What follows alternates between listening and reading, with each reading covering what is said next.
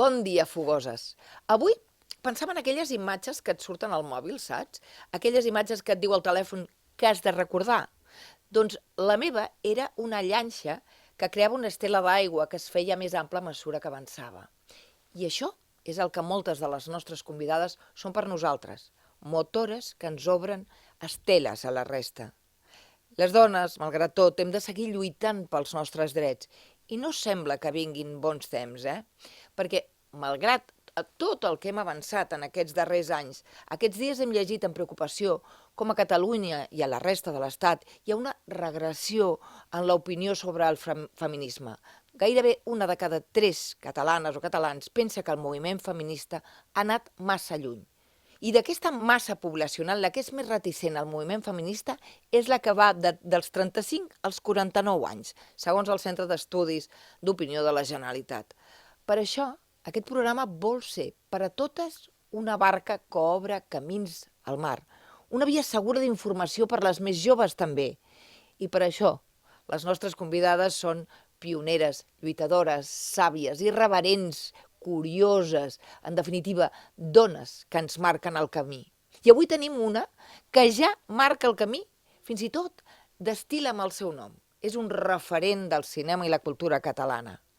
Benvingudes a Fogots, el teu podcast sense regles.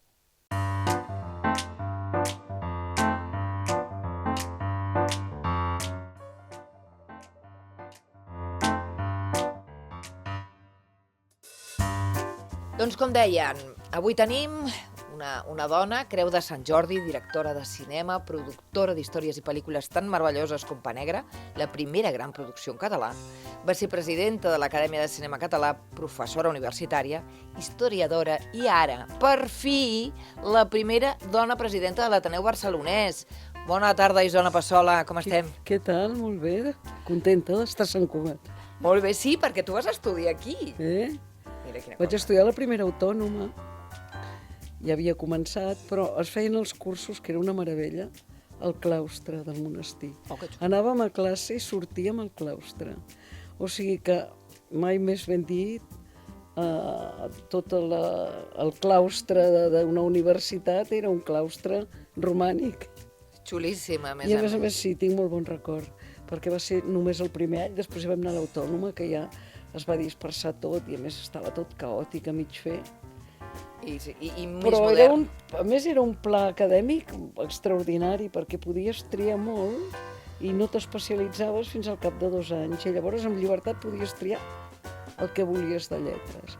Amb la qual vaig poder triar filologia, vaig poder triar història, art, lingüística i literatura, i llavors ja en el segon cicle em vaig decidir per història, però era un pla tan lliure, era tant de gent de lletres que estimaven les humanitats i les lletres i que et donaven la llibertat perquè ho tastessis tot, sense imposicions. Ah. Era Sí, un ara pla això ha canviat. fantàstic. Ara no, ara jo, per exemple, quan he fet classes de professora, els de primer tots tenen les mateixes assignatures. És Tant tremend. si t'agraden com si no t'agraden, tant si les vols com... I això ho trobo horrorós. És horrible, per als universitaris És és horrible tremendo. perquè és tractar la gent de nens petits, no? Bueno, jo crec que abans hi havia aquest punt més llibertari. No hi havia llibertat, al país no hi havia llibertat, però les universitats tenien... No, l'autònoma, a veure. O l'autònoma, bueno, Això la va plamar central el també. que penso. L'autònoma va començar amb gent que recordava l'autònoma dels anys 30, que era la universitat on hi van haver les grans figures que ensenyaven, i llavors s'hi van apuntar... Bueno, esclar, hi havia... Perdona, jo vaig tenir el Ferreter, encara vaig tenir el Reglà de Història, el Nadal, el Borja de Riquer, l'Eva Serra, Borja de d'Història i d'Art, la Maria Lluïsa Borràs, és que el Moles, Joaquim Moles, és que tenies el millor del país i Condensat com una tothom enciclopèdia. il·lusionat per fer una universitat ja que mirés més enllà del franquisme. Va durar el que va durar, va sortir gent molt bona, i de cop s'ha tornat a espatllar i a burocratitzar de mala manera, que jo no ho entenc. Bé. Perquè jo els hi pregunto als alumnes i jo no veig que estiguin gaire contents d'anar a la universitat, i en canvi jo et puc dir que per mi va ser un plaer, és a dir, si puc dir la felicitat de triar les assignatures, el gaudi, la felicitat absoluta d'estar sentint gent boníssima que t'explicava les coses i que et motivava. Però això no té preu. Jo tota la vida he viscut d'això, ja, Vull dir, figura que sé coses, però sí, clar, el mètode te l'ensenyaven. Clar, perquè pensem una cosa que hem trobat que et volíem comentar perquè ens ha fet certa gràcia. Del teu nom, Isona, hem trobat només 942 nenes o joves que es diuen així a Catalunya. I d'aquestes, 162 són del Vallès. Que a mi m'ha fet una gràcia personal, perquè he pensat, mira, a casa és on... D'on ve Isona? Bueno, Isona és un diminutiu de Lluïsa, i a casa meva hi havia moltes Lluïses perquè érem molts germans i l'àvia es deia Lluïsa i li posaven Lluïsa a totes, i el meu pare em va començar a dir de Lluïsona a Isona. Per tant, s'ho va inventar el meu pare. I després hi havia gent que trucava i deia d'on no ha sortit aquest nom? És que el vull posar a la meva filla, però clar, era el franquisme, i el franquisme només volia noms de sants, etc. Sí, i Maries. I Bé, i si tant de bo tornessin aquests noms Maries i tal, perquè ara hi ha cada nom que jo, els fills dels meus amics, no sé mai com els hi haig de dir, perquè tenen noms tan estranys que no hi ha manera de recordar-los. Em recorda aquesta obra de teatre que vaig veure, que a un nen li van posar un nom d'Ikea perquè sonava bé. Ah, sí, el Raglan no sé què, sí, que dius, de veritat, Doncs, pobra a veure, criatura. llavors, jo feia classes a la facultat i tenia una alumna, la Laia Aguilar, que després ha fet a Wolfgang i ha fet coses que estan molt bé, que va fer la sèrie Vent del Pla de guionista, i a una de les nenes protagonistes els hi va posar Isona. I a partir d'aquí... Però és que jo, clar, abans només era jo, però a tot arreu. I un dia vaig anar a inaugurar... Vaig anar al poble on hi havia hagut la primera alcaldessa republicana. Carai. I hi havia castelleres. I vaig fer el míting, El pregó. el pregó, i llavors vam pujar a dalt i jo anava sentint Isona, Isona, més amunt. Jo pensava, però què més haig de fer en aquest poble? Mirava l'alcalde, i és que era una enxaneta que es deia Isona i portava el cartell. I em dic, clar, és que Isona abans estava acostumada que era jo sola, però n'hi ha 700. No, 942. Imagina't, i el Vallès, ja em diràs. Al Vallès, i a Barcelona també n'hi ha, però menys, Vull dir que... Perquè hi ha un poble de... Al Pallars. El Pallars, El que Pallars és Isona. Sí. Però no, ve d'un diminutiu. Els diminutius en català es fan per darrere. Tots, Francesc, Cesc, Sí. tot això, no? I els de les noies, també. I en castellà es fan per davant. És curiós, això que... Isabel, Issa, en català, Bel. Bel. Sí. Gabriel, Gavi, en català, Biel. Biel. Sí, tens I amb raó. les dones, doncs mira, el meu pare va fer el diminutiu. Pots creure que no m'havia donat mai d'aquesta diferència? Això que acabes d'explicar, jo acabo de caure del... Doncs fixa-t'hi. No, sí. No cal, ara ja m'ho has dit i ara m'hi fixaré sempre. Sempre, en català els diminutius sempre es fan per darrere. És curiós. Escolta'm una cosa, ara fa poc han estat els Gaudí i els Goya, tu vas ser presidenta de l'Acadèmia del Cinema Català, és pregunta obligada. Què t'ha semblat? A veure, quan jo vaig entrar, el cinema català estava molt malament, era un cinema molt experimental, i jo me'n recordo, per exemple, en Pa Negre, que s'anaven als Goya i anaven tots mudats, i després venien els Gaudí Barcelona i el Sergi López amb texans i esparracats, i li vaig dir, escolta, maco, a veure un moment. Jo ja sé que el cine només té 100 anys i escaig, i que durant aquests 100 anys el cine català ha aguantat dues dictadures, la de Primo de Rivera, la del Franco, una guerra, i que, per tant, totes les cultures cinematogràfiques s'han consolidat en un període que nosaltres estàvem absolutament bastonejats i sense tenir dret a fer res. I, per tant, hi ha hagut molt poc cinema, no? Hi ha hagut teatre, hi ha hagut literatura, perquè tot això s'ha pogut fer, música en solitari al marge, no? Dic, però hem de crear una imatge de marca. I la imatge de marca del cine català, si ens volem diferenciar dels Goya, que som una altra cultura, és a dir, tenim ràdios, ja que estic a la ràdio, normalitzades en català, tenim teatre en català, tenim literatura en català, tenim música en català. En cine no n'hi havia, no? Llavors em vaig obsedir en crear una imatge de marca. I llavors, quan vaig ser president, vaig jugar a tot el que juguen les acadèmies europees, que és fer unes gales en les quals els vestuaris, Siguin les preciosos. actrius, els actors, tot això juga. Fa mandra, perquè quan em vestien a mi, jo, amb la feina que tenia a massajar, i posaven aquells vestits i t'estiraven per aquí, t'estiraven per allà. Però realment era obligat crear una imatge d'un cine català lligat a la cultura catalana, i a mesura que vam anar reivindicant de tenir pressupostos per fer les pel·lícules com tenia en tota Europa, doncs s'ha consolidat una cinematografia i unes gales que jo me'n recordo quan l'Acadèmia Catalana era l'única acadèmia que no tenia un estat al darrere, que estava a l'Acadèmia de les Acadèmies Europees, i les nostres gales, per àgils i per creatives, ja estaven molt ben valorades. Llavors, bé, doncs això ha anat progressant, i sobretot en un moment on el cinema català ha tingut més pressupostos, ha tingut uns estàndards més europeus, i llavors, clar, fan molt més goig les gales, i llavors el que ha quedat contaminat de cine català és el Goya, que hi ha molt cine en català, no? És al revés del que passava. És a dir, estem en un bon moment del cinema català, no és un miratge. Sí, però encara hem d'estar més, hem d'estar molt més. O sigui, tenim una pel·lícula, dues, tres, que van molt bé, i ens pensem que no. La capacitat creativa d'aquest país és immensa. I tota l'època que nosaltres hauríem pogut fer cine i tenir un cine molt bon, no et dic que no hi haguessin excepcions, un Vigas Luna, tots els que feien cine experimental, els Portabelles i aquests, però bueno, un cine normalitzat, no.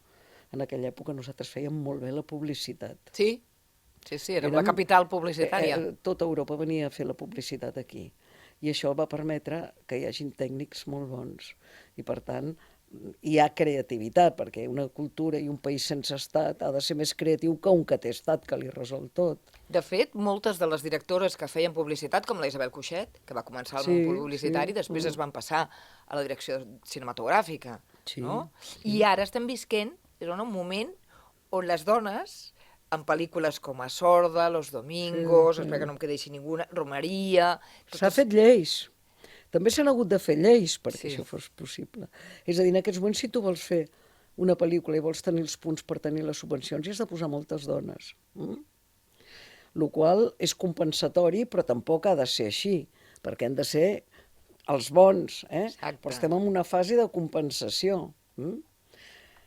I per això surten dones, i espero que hi hagi un moment que surtin, perquè surtin els bons i les bones. A mi aquest any, per exemple, les pel·lícules de les dones estan molt bé, però hi ha hagut pel·lícules d'homes, descobertes d'homes sensacionals, com el Jaume Claret Muixart amb Estrany Riu, que dius, aquest és un futur Villaronga, saps? Però costa molt ara, perquè ja estem en aquest moment de compensació. Per tant, generar equips... Tu que sempre treballes en generar equips... has de posar-hi moltes dones. Estan totes ocupades, a més. Això és complicat. Però estem en un moment... Bueno, és com amb el català. Amb el català hauríem d'haver fet el mateix, i molt amb la llengua, entens? Tants anys de prohibició, doncs ara toca al màxim. Amb la immersió ho vam fer, però no ho vam fer amb altres coses. Vale, la quota de català en els mitjans, per exemple... Exacte. No? Estem cada cop... I ser molt més rigorosos amb els controls a les escoles, i pensar que realment veníem d'un dèficit no voluntari, sinó adquirit a força d'oprimir i d'opressió, que havia de ser compensat. El que és curiós, Isona, és que dius de les escoles, però nens que a l'escola primària parlen en català, quan arriben a l'institut es canvia la llengua. Bueno, això és un tema que, si vols, en parlem, però això és... Jo ara estic fent una mica d'història. És veritat, ara estem en un moment molt complex, no pas més complex que en altres moments que hi ha hagut grans masses de migració que han vingut aquí. Als anys 30 també en van arribar 2 milions. Sí, no el que passa que... I per tant s'ha de fer un esforç amb la llengua, si es vols preservar la llengua, que em sembla que pensar que una llengua pot desaparèixer és fer desaparèixer un patrimoni cultural de la humanitat enorme, és un sistema de pensament, de creació. Vull dir que em sembla que ens hi hem de posar molt forts en defensar el català. Bueno, una llengua és un país, no? Que no és una broma, que no és una broma. Escolta, I sobretot a treballar per acollir la immigració. O sigui, aquestes fòbies que té la gent a la immigració és tot el contrari del que s'ha de fer. És a dir, aquest país sempre ha integrat. I a més ha integrat molt bé, perquè justament ha integrat molt bé perquè sabia lo important que era l'existència de la seva llengua i la cultura. I s'ha fet amb naturalitat i perquè tenim una societat civil molt potent. Ara a França, mira, figura que la migració té escola, tot en francès. Fan uns guetos. Aquí mai hi ha hagut això, hi ha hagut els ateneus, que han estat alfabetitzadors, i la gent s'ha integrat. Per tant, no hem de tenir por. Ara, si comencem a dir que aquell és l'enemic i assenyalem aquell, i que aquell és moro i que l'altre és no sé què, i comencem a dir tots fora, i comencem a fer aquesta barrabassada antidrets humans i racista, evidentment que el que crearem és un moviment contrari al català. Clar que sí. De fet, fa molt poc temps sortia a la premsa, no?, que més del 40% dels catalans, i per extensió també de l'estat espanyol, pensaven que a Catalunya hi ha més d'un 40% de migració. Mentida. Hi ha un 25%. Bueno, de gent que i no ha encara nascut. que hi fos, és a dir, al final sempre se'ls hi carrega el mort. Són gent... Mira, escolta'm, jo és que això em posa tots, tots. Això em posa molt nerviosa perquè és un tema que l'estic treballant molt a l'Ateneu.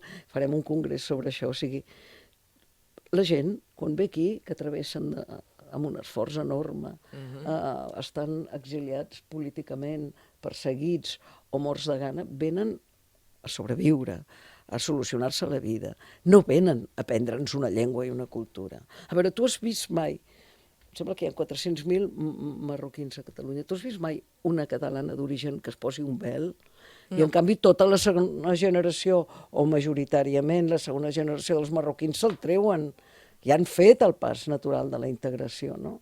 Ara hi ha aquesta mena de bogeria d'aquesta extrema dreta que a sobre es diu catalana i tot això, que comença a criminalitzar en lloc d'obrir i a integrar i a barrejar, a escoltar, a oferir, com s'ha fet sempre, no? És el que anava a dir, la diversitat ha sigut marca de la casa.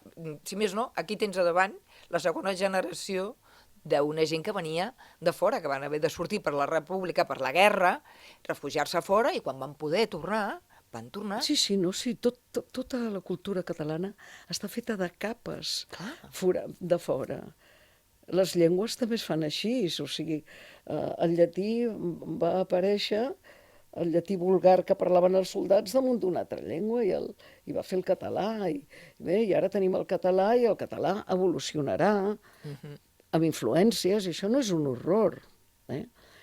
Passa que bé, hi ha gent que és molt estreta de mires i sobretot hi ha una fòbia a la pobresa. Vull dir, gent que també ha sigut pobra, perquè necessitem aquesta gent per treballar i necessitem aquesta gent per barrejar-nos i per fer-nos millors. Aporten coses. Sí, en fi, és un tema que em posa molt nerviosa, potser per això ha sortit.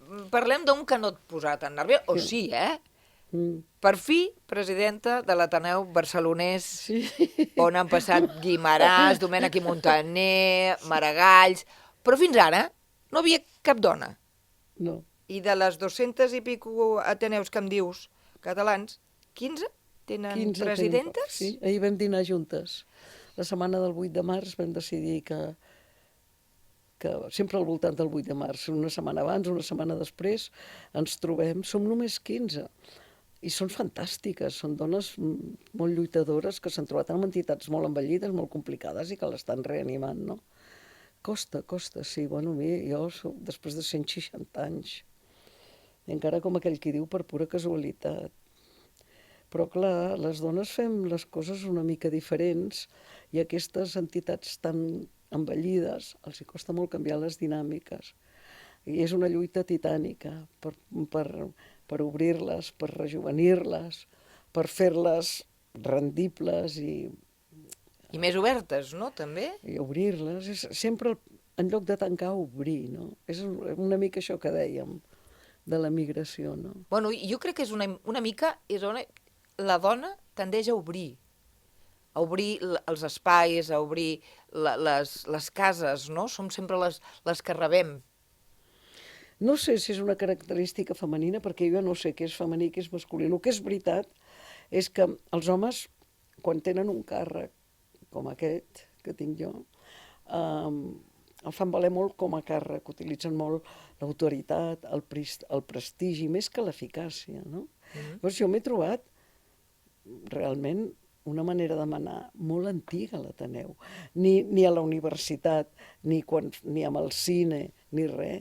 Són unes maneres, d'acord, el Pompeu Fabra ha estat, tots aquests han estat presidents de l'Ateneu, però vaja,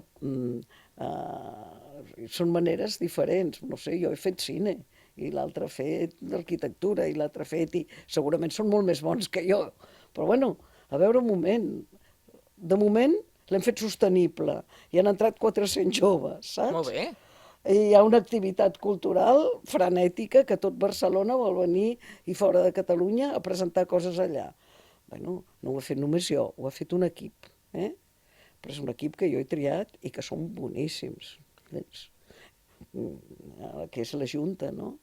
Això no ho fas mai sol. I escolta, la societat civil catalana, que era sempre històricament ha sigut molt punyent i molt treballadora i molt emprenedora, està una mica dormida ara? Hem rebut garrotades, Sí. hem passat de grans eufòries a grans... La societat civil en aquest país és l'estat que no tenim. O sigui, no hem tingut estat i hem fet un estat a partir de la societat civil. Per tant, és una estructura d'estat potentíssima. I la prova és que, imagina't l'1 d'octubre que va arribar a fer tot l'antifranquisme, i després tot el moviment cultural que està molt en mans de la societat civil. Hi ha moments de flux i de reflux. Jo diria que estem descansant al replà, diguem-ne, per tornar a pujar. Esperem. És una metàfora que m'agradaria que fos tranquil·litzadora però no adormidora. Vull dir, s'ha de seguir empenyent i pujant, saps què vull dir? Sí, sí. I, home, la garrotada de la societat civil que es va implicar molt en l'1 d'octubre, molt, i amb tot el procés d'independència, inclús gent que no era independentista però que va veure que allò era un grandíssim moviment democràtic, com ha acabat tot, doncs hi ha un moment de baix. Un moment de decepció també amb els nostres polítics, no? I els A veure, joves... jo no vull criticar els polítics perquè, com que sóc profundament demòcrata, igual que profundament europea, els necessitem. Sí, És a dir, sí, n'hi hauran de més bons, de més dolents, de més ambiciosos, de més putiners, de més... Però, per favor, és que tingueu vocació política, feu política i no feu per guanyar diners o per prestigi, feu per tirar endavant un país, entens? I aquests els havíem tingut quan veníem del franquisme, perquè sabien el que ens hi jugàvem, i aquests han anat com desapareixent i n'han aparegut uns altres, hi ha hagut de més bons, de més dolents, però, per favor, jo no vull criticar els polítics, hi han de ser, hem de poder votar. És a dir, és que ara està de moda com que la democràcia es posa en dubte, i es posa en dubte Europa. No, no. Per favor, es posen en dubte els puntals... Els valors, sí. Dels valors, dels drets humans, de la llibertat, de la individualitat culta i sàvia que busca mecanismes, i comença a aparèixer la barbàrie. Espanya més negra. Sí, a Espanya, l'Espanya més negra. Sí, home, l'Espanya negra sempre ha sigut així. Sí, encara que ara la volen blanquejar. Bé, clar, són estructures molt diferents i no s'ha entès mai des d'Espanya els desitjos de Catalunya, i els que ho haurien pogut fer just acabat el franquisme no ho van fer. Sí.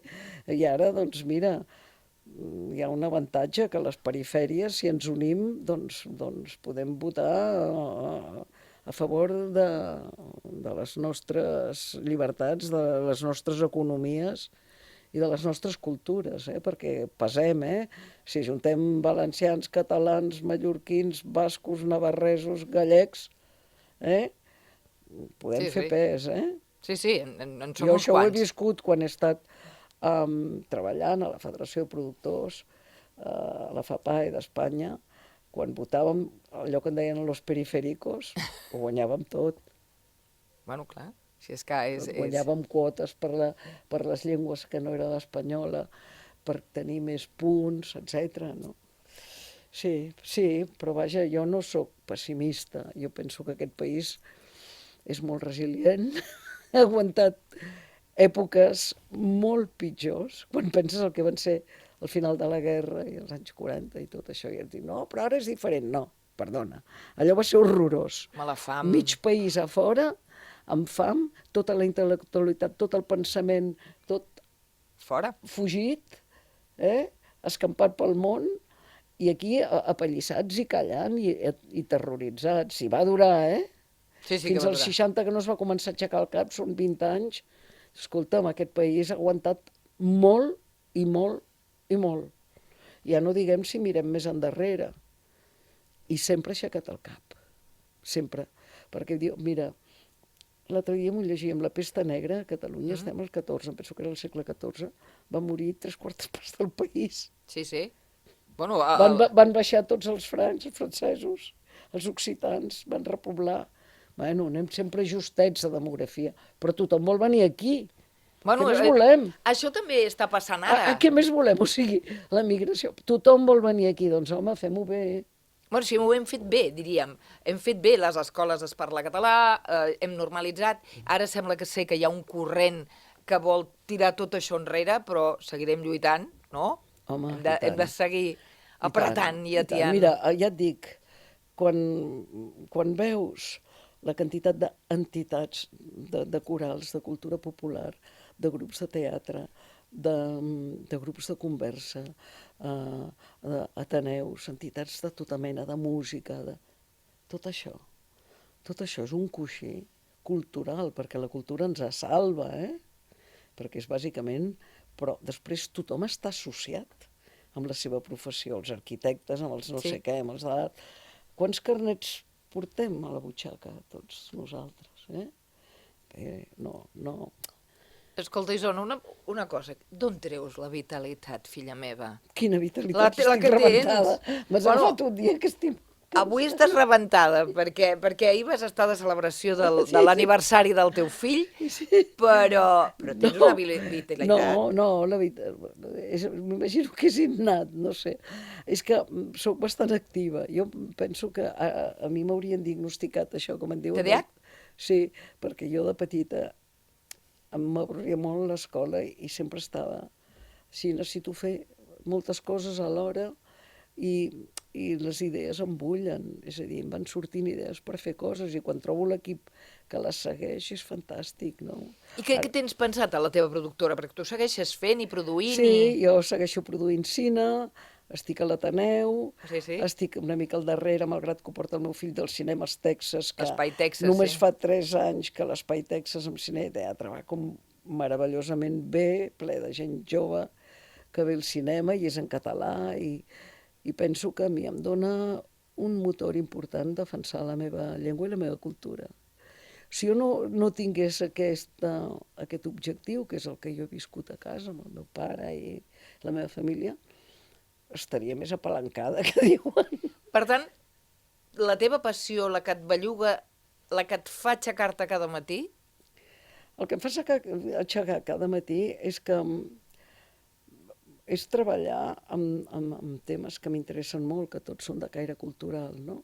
Però que tenen una dimensió col·lectiva. A mi em sembla molt més interessant moure'm per la col·lectivitat que per mi mateixa, no? I és un motor perquè hi trobo la gent que m'acompanya i que em segueix i que fem les coses. I per tant, aquesta gent també t'obliga, no? o sigui, et van atiant a tu també, no? Sí, és mutu, ens retroalimentem. I ara m'haig de frenar perquè jo estaria muntant coses cada minut. O sigui, a la senyora Isona Passola no se li atura l'edat, el temps... Bueno, ja veuràs el dia que se m'aturi. Bueno, serà una garrotada. el dia que ens aturi, ens aturaran a tots, però tu no vas frenant, tu vas accelerant. No, accelerant tampoc, però porto un ritme de feina molt similar al que he portat sempre. No he baixat el ritme. I això és el secret? Què? Aquest és el secret per mantenir-se No ho actiu? sé, em canso més també. Per exemple, a la nit surto... Jo la nit m'encantava.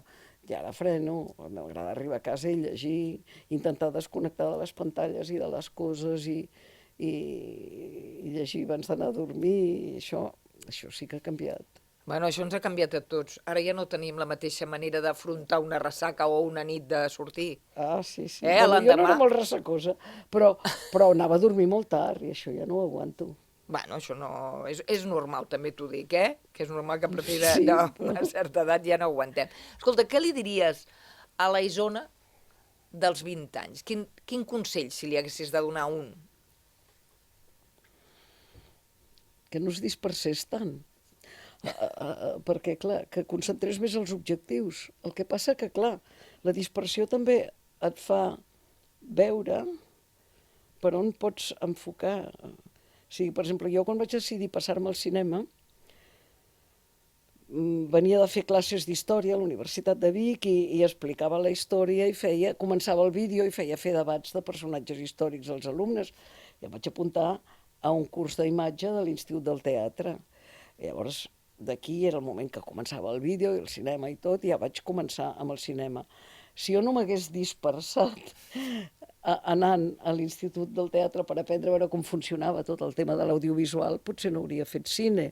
I en canvi vaig fer cine perquè amb aquesta visió col·lectiva deia això és el que està pitjor, hauria pogut fer teatre, literatura, tot el que tenia a veure amb la creativitat. La història em va estructurar molt, sobretot em va fer entendre el país, però jo tirava cap a la literatura o cap al teatre i vaig agafar cinema perquè vaig dir, va, vinga, que això ho hem de fer, no? Doncs bé, aquesta dispersió que em va fer moltes coses també i fer perdre molt temps, per una altra banda també em va encarrilar. Si no m'hagués dispersat, doncs potser hauria fet una altra cosa i potser l'hauria fet bé o malament, no ho sé. Per tant, que estigués dispersa, No ho sé. oberta d'ulls. Sí. Que obris els Ara, ulls. què hauria rectificat? Ai, què hauria rectificat? Frenar una mica? No.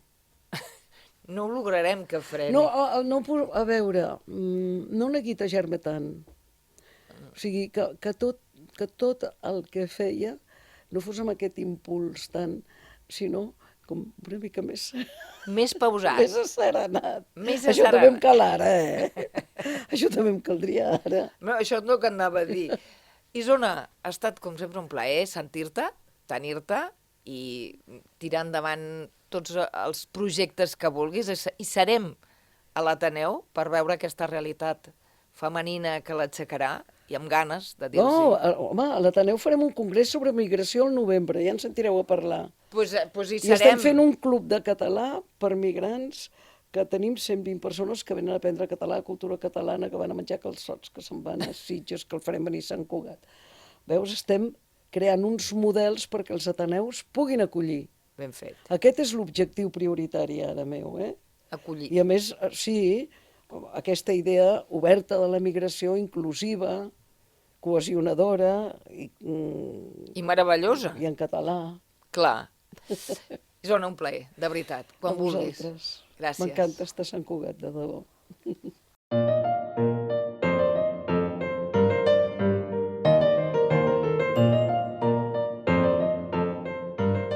Un dia més i contem amb la Sandra Ferrer, que és la nostra experta, que ens ve a parlar de les dones invisibles. Que no és que siguin invisibles perquè tinguin una capa d'invisibilitat, no, és que la història els ha posat una capa d'invisibilitat. I ella ve a treure'ls la capa. Bona tarda, Sandra. Bona tarda. Escolta'm, de qui parlarem avui? Mira, avui parlarem d'una pintora que es diu Rosa Bonheur, és una pintora francesa, que té moltes característiques que la fan absolutament excepcional, tant a nivell artístic com a nivell personal i històric. Si vols, comencem una miqueta amb el que seria la seva vida, on va néixer i com el seu context vital. Ella era una dona que va néixer als voltants del principi del 1822, a principis del segle XIX. Estem a la França que acaba de sortir de la Revolució, que acaba de sortir de l'imperi napoleònic, que és l'època de la Restauració, França viurà en aquell segle diverses repúbliques, un altre imperi, la Comuna de París... Bueno, és una època realment que pels que estudiem història és una mica dramàtica perquè... Meravellosa, també, eh? Sí, però quan t'has d'aprendre la primera, la segona, la tercera i la quarta república, ja dius, bueno, ja me muero. Bueno, tornem a la Rosa Bonheur. Aquesta dona va néixer en aquesta França, a la qual hi havia una altra dona que era referent en el món artístic, que era l'Elisabeth Viguet-Lebrun. Ui, jo el francès no... Elisabeth Viguet-Lebrun, que va ser la pintora de cambra de Maria Antonieta, que també és una altra dona que es coneix poc. Que en parlarem. Que en parlarem. I va ser la gran retratista de l'Europa decimonònica, no només de França, ja us ho explicaré. Però resulta que el pare de la Rosa Bonheur, que també era artista, tenia obsessió amb aquesta pintora i sempre va somiar amb que la seva filla, la Rosa, acabés pintant retrats com la Elisabeth Viguet-Lebrun. I sí, la Rosa va acabar pintant retrats, però no precisament d'aristòcrates, sinó d'animals, que és el que fa excepcional aquesta pintora, perquè normalment els pintors acostumen a fer pintura de gènere, retrats, pintures històriques, però la Rosa Bonheur va trencar tots els estereotips, perquè a més s'ha de dir que la dona en el món de l'art històricament s'acceptava, per una banda, que fos una pintura d'entreteniment, és a dir, bueno, jo estic a casa, estic més avorrida que un ostre, què faig? Doncs toco el piano, pinto, faig uns brodadets... En el moment en què això traspassava l'àmbit domèstic ja tenien certs problemes, com ha passat amb moltes dones a la història de l'art. Però no és el cas de la Rosa Bonheur. No, perquè, a més, com deia, ella va trencar també un altre estereotip, i és que no només era una pintura domèstica, sinó que, a més, les dones només podien pintar dos tipus de gènere. El gènere de la naturalesa morta, els bodegons, una pometa, unes floretes, i els retrats, i tot en petita escala. És a dir, la pintura de gran format i la pintura mural, el fet que una dona es pugés un andami ja no era una cosa molt habitual i era com quedava lleig perquè per la seva condició feble femenina no fos cas que escandalitzés algú. Doncs en aquest context, la Rosa Bonheur va trencar, com veus, tots aquests estereotips. Ella sí que va començar a pintar, va començar a estudiar, evidentment, doncs el que se li ensenyava a les acadèmies d'art del moment, va tenir la Viguet-Lebrun com el seu referent, però ella tenia un esperit aventurer i un esperit molt diferent, com ara veurem, i doncs això, va començar a pintar conillets, gossos que tenia per casa, va començar a observar les ovelles en el camp, les vaques, i va donar un pas més i va demanar permís a l'Ajuntament de París, a les autoritats parisines, per poder anar als... mercats. Als mataders, que ara no em semblen... Els escorxadors. Els escorxadors, perdó. Va poder anar als escorxadors i per poder anar als escorxadors necessitava vestir-se amb pantalons. Les dones, que en el segle XIX era aberrant, no el següent, que una dona anés vestida amb pantalons. Doncs va demanar i se li va concedir el permís per escrit que ella podia anar vestida amb pantalons, perquè, clar, anar a un escorxador vestida com una dona, els senyors que treballaven allà tampoc era una cosa molt adequada. Doncs és a dir, perdona, que és que vull llegir avui el certificat de transvestiment. Correcte. Que trobo meravellós. Correcte. Que això també va... la George Sand, per exemple, que era una escriptora francesa, també ho va tenir.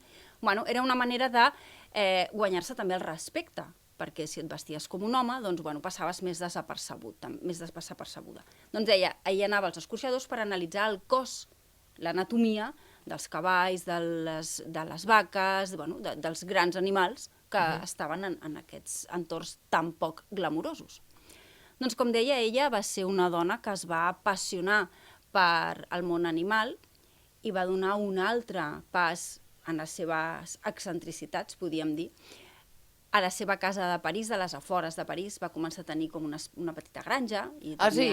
Tenia ocells, tenia cabres, anar a casa seva hauria de ser un espectacle. Però és que anys després, quan ja va ser una pintora reconeguda, quan ja va exposar al Saló de París, quan ja va ser una eminència, en el món de l'art, cosa que no era fàcil en aquell moment, i menys per una dona, que pintava animals. I menys per una dona homosexual, Exacte, obertament que això homosexual. ara també en parlarem. Es va comprar un castell a la zona propera al Gran Castell de Fontainebleau, que és no sé si l'heu visitat, però us el recomano perquè és una preciositat, que és un dels palaus chateau, com li diuen als francesos, on va viure molt temps Napoleó, que de fet allà hi ha una exposició de Napoleó i la seva dona, i bueno, és un palau molt maco. Doncs en el recinte, que és com un recinte enorme, és un bosc, el bosc de Fontainebleau, hi ha un castell que es diu el Castell de Bay, B-Y, és un nom una mica estrany, que de fet actualment, que jo és una fita pendent que tinc, espero si Déu vol en algun moment poder anar, visitar la casa museu de la Rosa Bonheur al Castell de Bay, perquè en allà ella no només tenia ovelletes i cabretes i gossets, sinó que va arribar a tenir tigres i lleons.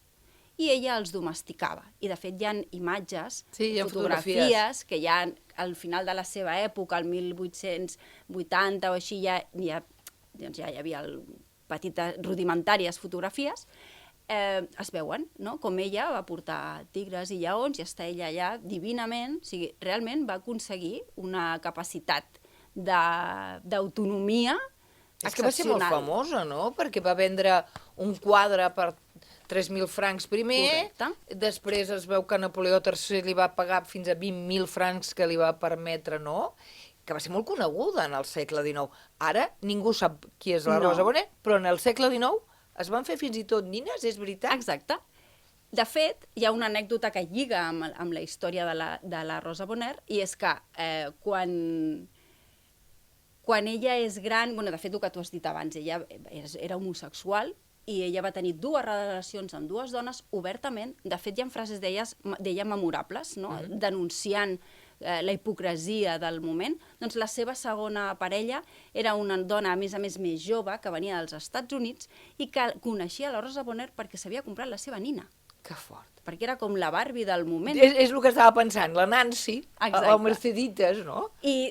I això, ella va viure al Castell de Bay els últims anys amb l'Anna Campbell, que era aquesta pintora també americana, i va viure a la mar de feliç, i ja el culmen de la seva història va ser que l'emperadriu Eugènia de Montijo, la dona de Napoleó III, li va anar a donar personalment la creu de la Legió d'Honor de França.